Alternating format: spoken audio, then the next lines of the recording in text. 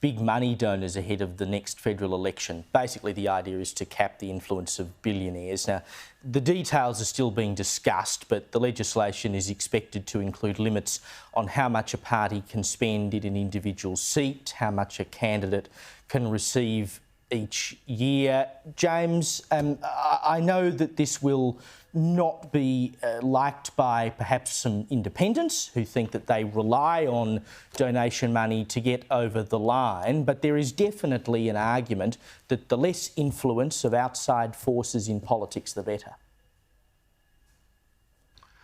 Look, it's very difficult for me to comment on this in terms that we in the coalition are yet to see the final bill. It hasn't been introduced into the Parliament, and it will need to go through our shadow cabinet processes and go through the process of the party room.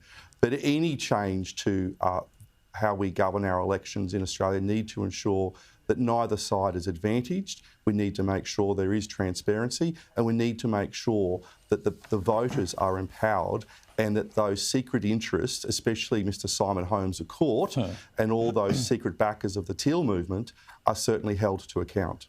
Do you think, Terry, that it does have the potential to disadvantage independents and small parties? Well, I agree with James about not having the detail, Caleb, but yes, look, I think there is an issue here. I think one of the issues that we have to have a conversation about as a country, I think, is the cost of our election campaigns, the cost of standing for Parliament, the cost for good people to stand for Parliament, whether they're in a party or independents. Look, I think the real issue here for me is I don't really care about billionaires. I feel that their money are often soon parted, as long as there is full transparency and disclosure in real time, and that effectively we know where that money is coming from. But the other thing, and James is right about getting the balance right, because while the Labor Party's unions and their mates are still being able to funnel money into the Labor Party and into Labor campaigns, there's always going to be a disadvantage there that the coalition has a struggle to even try and match. Yeah, correct. Why don't we just swap out donations for just Qantas upgrades for everyone? Let's see how that goes. Now, you might remember former South Australian opposition leader David Spears. He had to resign from politics recently after he was charged with supplying drugs. Well, the Liberal candidate who's running to replace him at a by-election this weekend says that we should have mandatory drug testing for politicians. Amanda Wilson, she believes that random drug testing would increase people's confidence in politicians. She says a lot of other people in the workforce have to submit to drug testing, and politicians are making legislation. They should be held to a higher standard. James, would you be happy to subject yourself to random mandatory drug tests?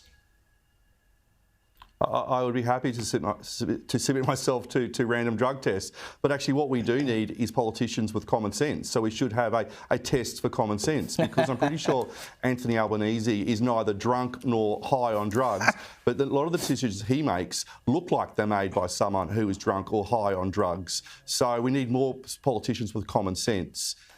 What do you reckon, Terry? I mean, you know, you might have to... if they had like an alcohol test, you'd have half the Parliament banned from ever entering the building. But how about drug tests? Well, certainly on Wednesday night when Parliament gets up early, but certainly in my day working in Parliament, there was never much time outside of that for drinking or drugging. But certainly I think if other occupations, other industries need drug testing or have random drug testing, and politicians who make legislation, whether it's state or federal, actually mandate these sorts of things, they should be subject to it themselves. Now, you'd like to think that the people administering Year 12 exams would know what they're doing, but how bad is this story out of Victoria? At least 3 exams have been compromised. The Victorian Curriculum and Assessment Authority has admitted that entire parts, or at least very similar parts of the exams, were accidentally included in the instruction booklets for business management, specialist maths and legal studies exams, which has effectively allowed students to cheat.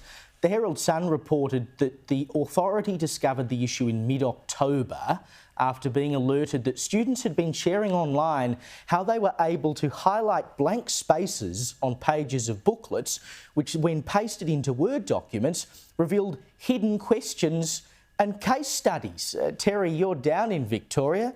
Who's running the show? I mean, if the people who administer the exams can't even get the exams right, how bad is that?